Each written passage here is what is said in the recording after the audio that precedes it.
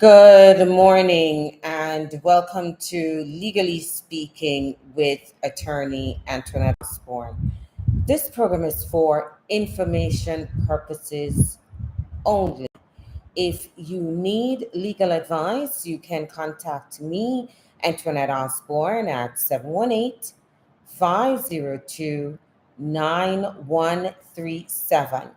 That's 718-502-9137.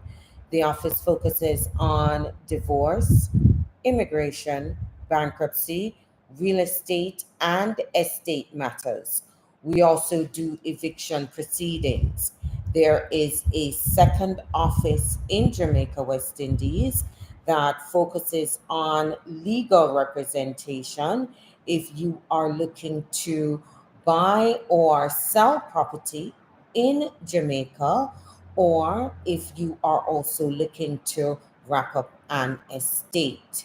This morning in the live, if you have a question, you can text 718-502-9137, or you can call in at 718-502-9137. We're having a late start this morning because I'm home and there is a time difference. And of course, I realized late, so I jumped up and here I am. So, for those of you who are able to join us this morning, welcome. If you have a question, you can pose it in the live. If I'm not able to see it directly, Nicola will be able to send it to me. Good morning, Amarildo. Now, can I tell you how hot this place is? If you hear the AC in the background, just ignore it. It's only going to be for like 2 Sundays. It is extremely hot. And I did not even realize I am in carnival season because I don't celebrate carnival. So I did not even realize. So most of the roads are going to be blocked. But let's see, because I really want to head to the market this morning. Yeah, so for those of you who are just tuning in, sorry for the late start, operating on a little time difference here, but better late than never. For people who are sending out their immigration applications, just a reminder, the fees are increased. So just verify the fees before sending out your application, as it will be rejected. You see, the government is a little bit more serious with their monies. And just I'm in my office, so just excuse the noise that's going down on Constant Spring Road. Yeah, because when you're on a main road and you hear the traffic, you're gonna hear every beep. Thank God it's Sunday, so you're not gonna hear nobody cursing, we hope. But if you hear the AC, or if you hear the traffic on Constant Spring Road, just ignore it. Yeah, just 2 Sundays and that's it. All right. Watch the fees, and I'll tell you this. We had sent in an application because every attorney, of course, was trying to beat the fee increase, because it is a tidy sum. For the adjustment of status, I think it went up by about $600. And if you wanted to travel and go on advanced parole, I think it's like 300 and something. I did a video concerning the increase in fees. You can watch it. I think for those of you who want to file online, it's like $50 cheaper, but not every application can be filed online. So for those of you with the adjustment of status, it's just a relative petition that can be filed online. Your adjustment of status application is not able to be filed online. So what happened to me recently was we sent in, because you're trying to beat the increase in fees, you trying to save your clients some money. And when you file online, the receipt notice actually comes in like right away, right? I think like possibly a day or two after. So we got the receipt notice, and then my client, she calls me frantic.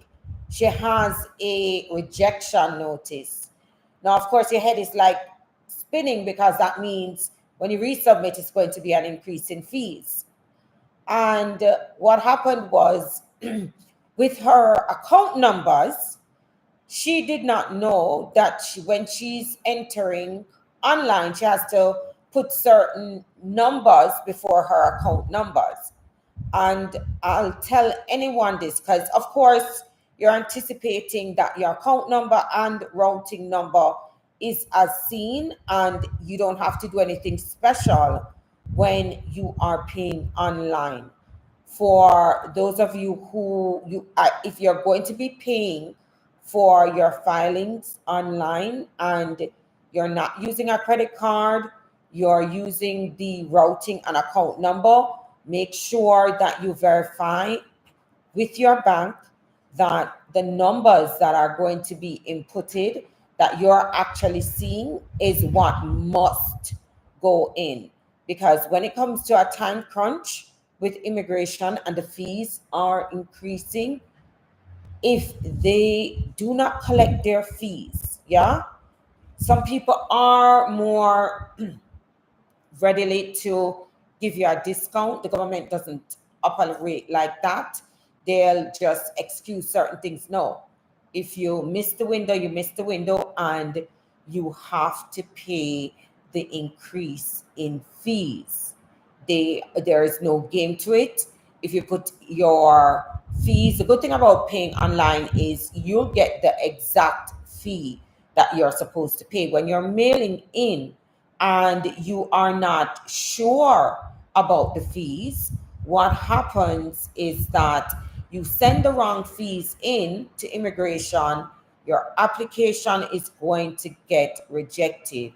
And this is crucial, where you have certain deadlines in order to get a benefit, and you put the wrong fees. There's no sympathy. Yeah, you'll get your rejection notice, and you have to resubmit at least. And one of the difficulties is, if you're trying to catch deadlines, whether to be able to save on fees, or I don't remember if everyone remembers when the Clinton administration brought in 245I in was 2001, and people were running to the altar to get married, because the benefit of 245I is they don't care if you had crossed the border, you were able to adjust status. And that is why you saw in 2001, if you're in the United States at that time, you would see, I think it happened in 2000, right? You would have seen the lines were like wrapping around the corner. People were running to get married, and that was just to get the benefit of the 245I. So just tuning in, welcome. We are having a late start this morning. I'm on a different time zone, and as a result of which, then yeah, I got up late. Yeah, so oh boy. All right. So let me just take a look. I have to actually tune into the live myself to see. Hold on 1 second. Are you guys seeing me in the live? Pauline and Marge and Amarildo, are you seeing me? Because for some reason I can't even see myself. So I hope that you are in fact able to see me. If you are not able to see me, please let me know. Okay, Pauline is saying that she can see me. It seems Nicola, unfortunately, is not able to join us this morning. All right, so I see that I got a text message. All right, so someone said, "Good morning, Miss Osbourne. I hope this message finds you well. How soon after migrating to the United States should I get the social security number so that I can work?" All right, so what's happening is with the applications, they are allowing for the social security number to come as soon as the green card comes. I would say if your social security number does not come in within like 2 weeks of the green card, and you are, and this is for people I would imagine are coming from outside of the United States, they got processed by their embassy. So after the green card comes, usually the social security number comes within like 2 weeks. But what happens is if you're coming from outside of the country, you get your stamp, your immigrant visa stamp, and as you arrive in the United States, what you can do is just head straight to Social Security office, and you can in fact apply for your social security card, and so you don't have to wait for the green card. So that immigrant visa in your passport, that I-551 stamp that you have in your passport, and if as you come you apply for the social security, I'm sorry, number, you can use those two to start working. Lord Jesus, this AC thing killing me. Hold on 1 second. All right, so someone texted, and I may have to get up to get some water because, Lord, this AC killing me. It says, "Good morning, Antoinette. I'm in the process of adjusting my status through my son. He has an American passport, which he got through his dad. Now they are concerned that he is in fact a citizen as he has no certificate of citizenship, even though he was filed for when he was a minor and his dad was already a citizen. Do I need a lawyer?" No, I'm not sure who is concerned, and I have to get up from this live 1 sec because I need some water. 1 second.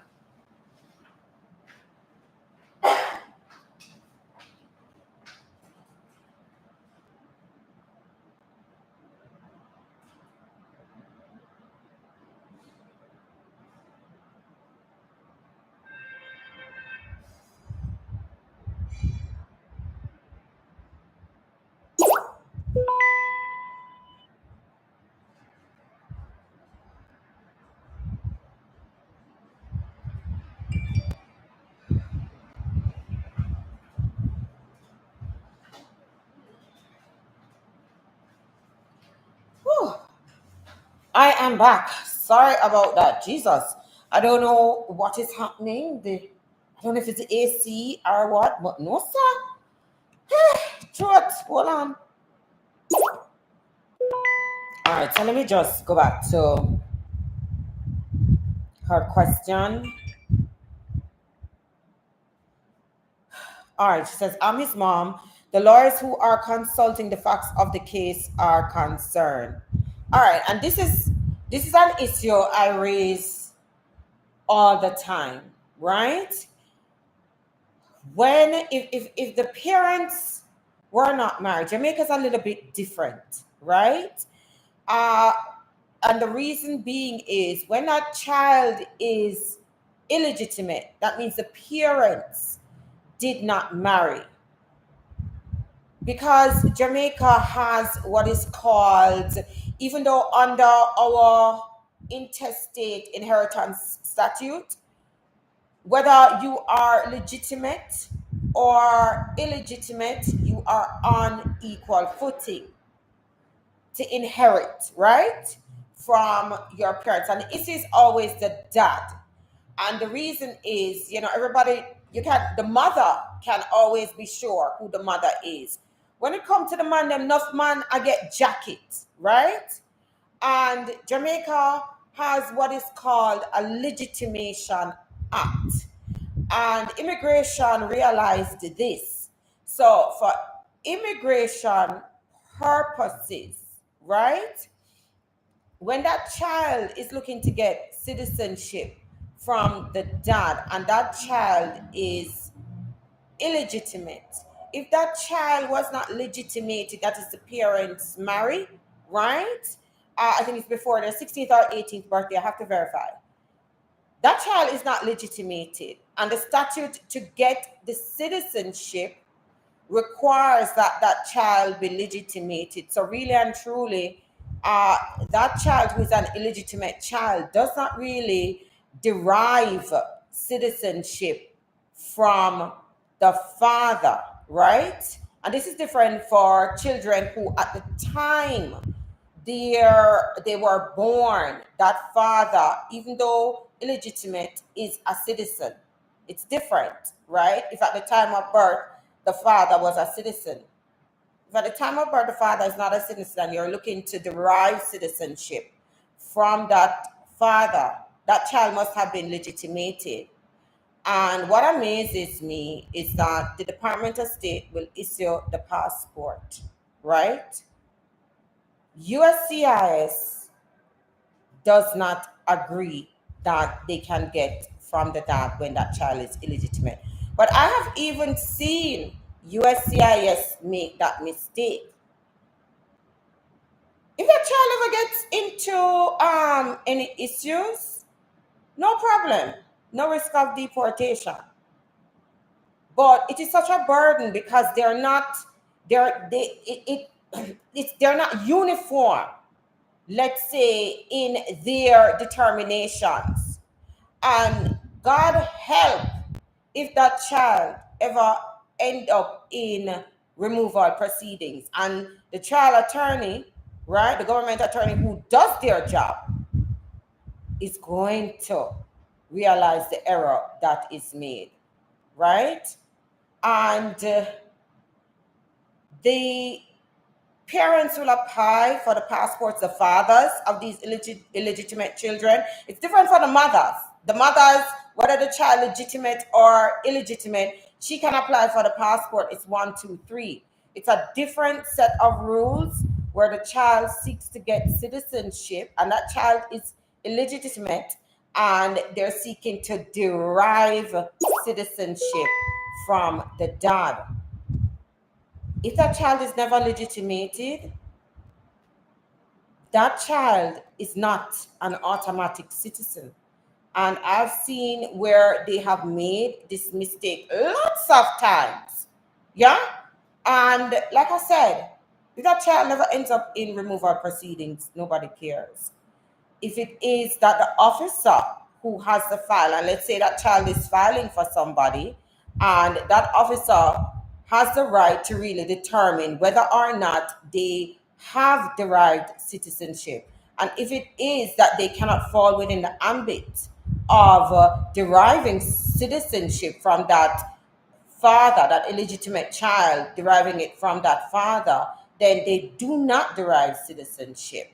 And I'm not sure the semantics as to how it is that child who is now filing for you is claiming citizenship, because if it is an illegitimate relationship between the father and the child, then that child is not an automatic citizenship, and that child really and truly, pursuant to the rules, should submit an application for naturalization. Yeah, they're not deriving. So let's see what immigration holds when all the documents are sent in. All right, hold on 1 second because I think I got some more text messages. And trust me, when whoever is doing their job, because some people will get through and some people will get denied and they can't understand it because their friend got their citizenship like that. Sometimes it just depends on the officer who is doing their job, whether or not they really know the rules. Okay, no, okay, they said that lawyers are consulting facts of the case are concerned, I'm concerned, because if that child is not really a citizenship and the person who filed the application, the mother, has now brought herself to the attention of immigration. It's not so severe as like under the Trump administration. Under the Trump administration, what we would see is, God forbid, if you get a denial, you get straight into immigration court. But I found that they have not, under the Biden administration, been so hard fast to put people in removal proceedings. All right. So, morning, Sebastian. Sebastian says, Auntie Fumi, you need to hire me to be your stage director for this program. He says, I sent in the papers for my wife's citizenship on the weekend before April 1st. Should I be concerned? As long as I receive the package by April 1st, I think it should be okay, because it stated that, and you would have obviously overnighted your application because April 1st is the morning. As long as they receive it on April 1st, you're fine. Those fees applies because the fees start April 1st. Okay, so someone is asking, they texted, how long does the naturalization process takes? It's taking anywhere from, I would say, 4 to 6 months now. You're moving pretty quickly. All right. So the next person texted, and if you're just tuning in, you're listening to Legally Speaking with attorney Antoinette Osbourne. You can ask your question in the live, or you can also text your question. If at any point there is any interruption in the live on your end, just let me know. Don't forget to like the live, and don't forget to share the live. For those of you who are coming in late, I was late this morning. It's a different time zone. Take it easy on me, because we missed that hour of sleep and we really need it. Anyway, well, good girl, I go to Coronation Market after. You know, I go eat healthy, guys, from the earth. All right, so someone texted, good morning, Miss Osborne. I hope this message finds you well. How soon after migrating? I think I read this already. They can get the social security number. All right, so all right, the person said thank you concerning the question with regards to the son. And this is why I'm going to encourage people. Like, I remember I had a client, and I remember growing up, right, in Jamaica. Nearly every household, the parents were married. So, what I am used to really is a two-parent household. The single parent struggle life is rough, right? And growing up on the streets like that, it was just, I think I was very embarrassed. And I was in high school, I never remember this. And my friend had a different last name from her mom. And I did not know the parents who were married. So for me, I remember when people them come from country. So when I have to take it easy for me, I live a very simple life. That's how I love it, and that's how I will continue to live it. Me not involved in a whole heap of people and them complex sort of relationship. Me not understand that. I remember being in high school and I met her mother, and I addressed her mother by Mrs., of course, with my friend's last name. And my friend was offended because, one, me never know said the parents never married, and two, me never know said she an outside child. Yeah? So it was like they were very offended. But marriage is important, and sometimes it really burns me in our community. You know, we've gone from a society where blacks in the 60s, mostly every couple was married. Marriage was important. And then we got the whole welfare system, you know, which is just like a destruction on the Black family. Because in order to get any little financial help, the men could not be in the home, right? The question is, what is the excuse for Jamaica, where we have a lot of single parents as well? I remember one time, if you were a teacher and you got pregnant and you were not married, yeah, or even a nurse, anybody in society, that was such a big disgrace. Now it's the norm. And we have children who are being raised. I call it broken because I really sincerely believe in a two-parent household. I don't like this single parent thing. It is a struggle. And I'll never forget the day one of my girlfriend called me crying, like literally in tears, because she was doing it alone.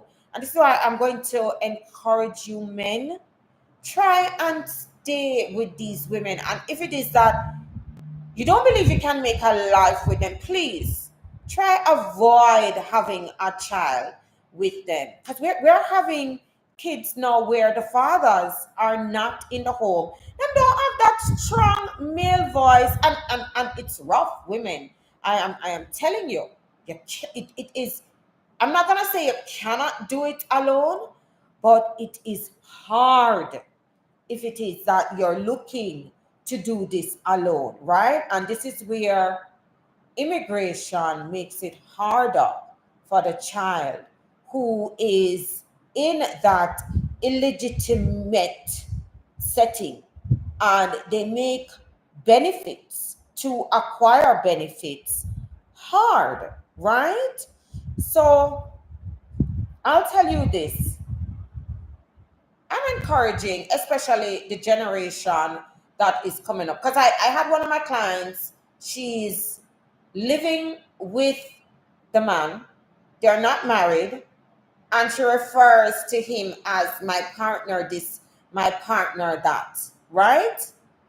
Well, why are you gonna buy the cow when you really can't get the milk for free? And this is how a lot of men will look at it. Yeah. You already I live with me, I already I perform wifely duties. Why me I give you a paper? But I'll tell you this, you so lose out on economic rights. It's different in Jamaica, where, and when I say Jamaica, I mean Jamaica the island. It's different where we recognize common law, right? And even when we recognize common law, enough girls still go after the ring, and we don't blame you. Because when you have a man in the islands and he travels from town to town, and each person he might live openly with, and you have to wait on the court to make a determination who is truly a spouse, yeah?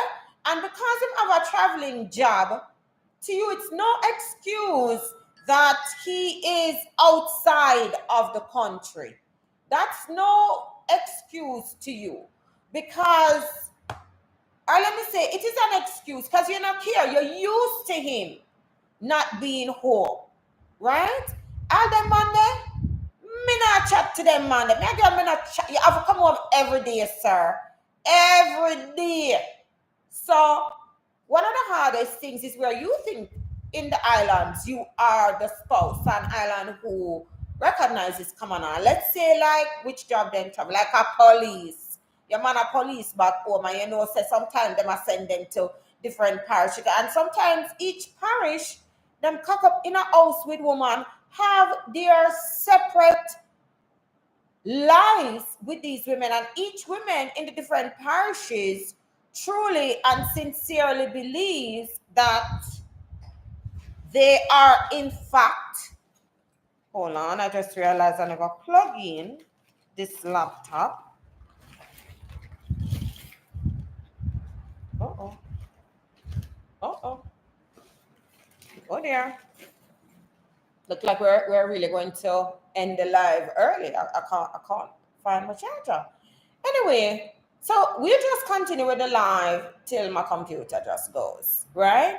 But I'm just encouraging you the benefits of marriage, because then you don't have to question whether or not the child is benefiting from the father, where the parents had married. That child is a legitimate child, or you got married after the child's birth and you got married before their 18th birthday. That child is legitimated. Yeah. So this is where in fact, I'm going to encourage people. Look, yeah, get married. The benefits that these children derive, especially when you are trying to get benefits from the father, and that child is never legitimated. Mr. Graham strongly believe in marriage. And for those of you who are dated and you are in fact marriage minded, if you are date somebody and them not believe in marriage, you're wasting your time. What are you gonna do? Are you Jesus Christ? Are you going to convert him, my sister? Eh, is that your case? Is that your portion? Yeah, what you now bring people in a little hemisphere, but for Jamaica as an island and to benefit from the father when the child was born illegitimate, and you want to have that child derive citizenship, there really is a requirement for Jamaica that the parents get married, right, before the 18th birthday, so that they can be legitimated. We are not like Haiti. Like Haiti statute is clear. Haiti now have no legitimation statute. Jamaica takes it a step further. We actually have a legitimation act. And I remember when my client came in from Haiti, me run go look on their rules to make sure say me not have that issue. And for any Jamaican who comes to me with this and they don't get it and they're illegitimate child and they don't derive it from the mother, yeah man, I tell them the risk, this is the risk. I really don't believe you got this from your dad. You're illegitimate, your parents never got married. I sincerely don't believe you're a US citizen. So you have to know, you have to tell me whether or not you want to take the risk and put in this application. Yeah? All right. So just tuning in, I probably have 2 more minutes before this computer shuts down. For some reason, I don't know why I can't see the live, but I guess you're all seeing the live because I see that you're in fact making comments, but we can't see it. So let me try and see. So Michelle says good morning. So does Steffi. June is saying my daughter is looking for a divorce lawyer. She can't contact me, June. All right. June said here the husband brings the girl in the house to have whooped. I don't understand what June is saying, but has 2 kids in the marriage and 1 outside child. Um,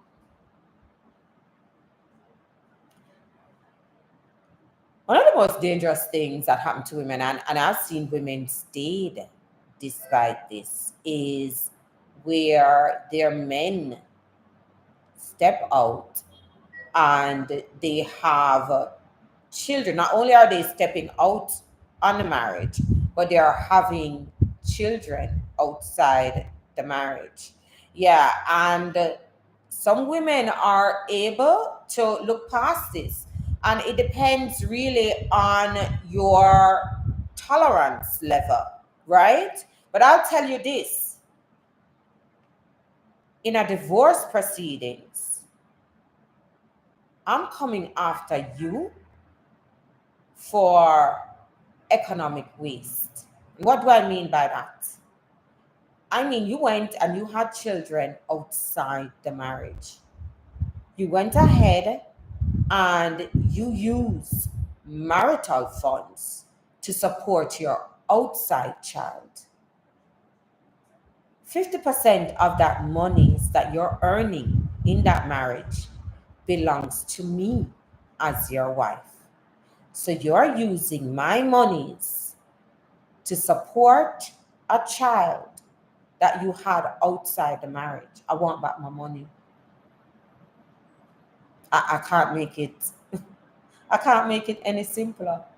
I want back my money. Yeah. And I used it in a case recently. I got back some of the money. Yeah, I did. So when you're out there and you're stepping out on your marriage and you're ciphering a child, and I have no anger against that outside child, but your spouse needs to get back her money. Yeah, this is what is called waste. Yeah, because part of your salary belongs to your spouse. It's marital funds. Yeah, so use that as a word of caution.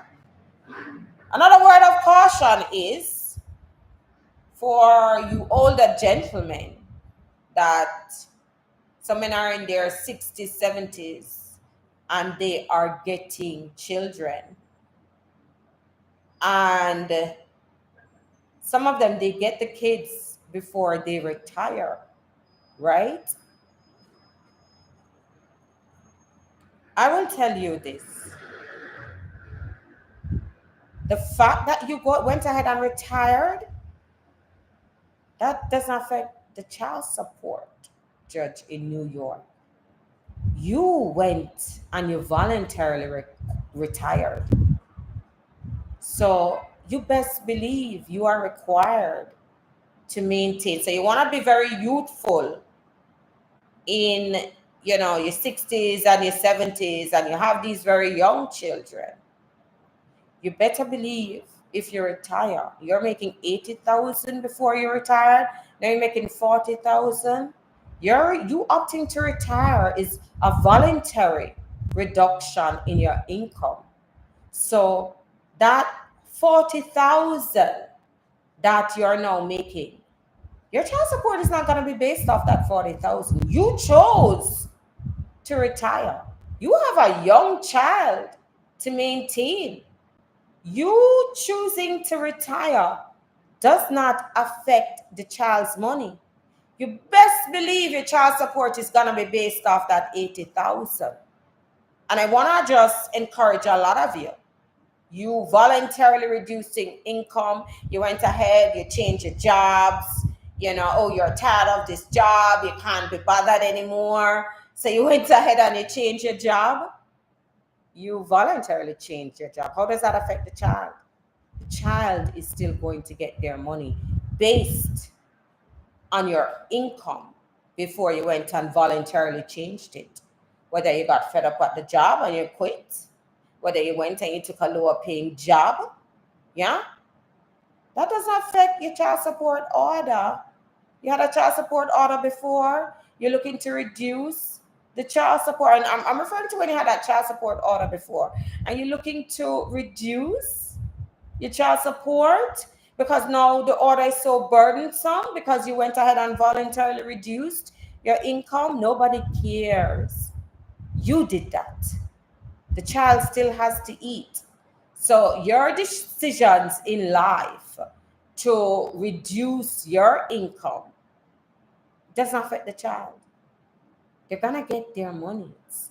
So just a word of caution to men who like to go out and in the later stages of your life, when you really should be relaxing and resting, a child's going to put you to work. And I want you to understand that.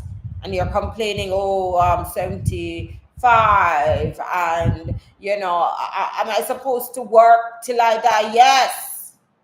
When you have a child under 21 who needs money, it's called child support.